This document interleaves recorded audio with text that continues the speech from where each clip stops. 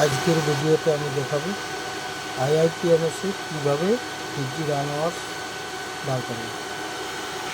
প্রথমে গেলাম আমি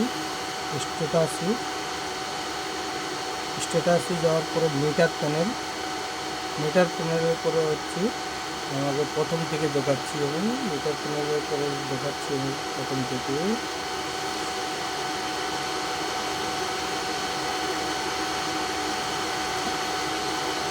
প্রথমে চলে এলাম ফার্স্ট ইস্যু একটা প্রথম নম্বর জেন অটো ম্যানুয়াল 1.0 আওয়ার্স।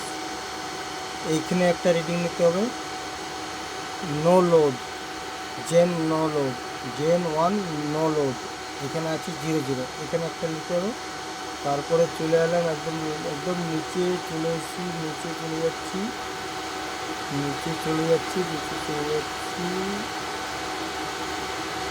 এইখানে হচ্ছে জেন 1 অটো রান আওয়ার 48.6। এই তিনটে মিলে আমাকে রান আওয়ার দেখাতে হবে যে কত রান চলেছে। Thank you.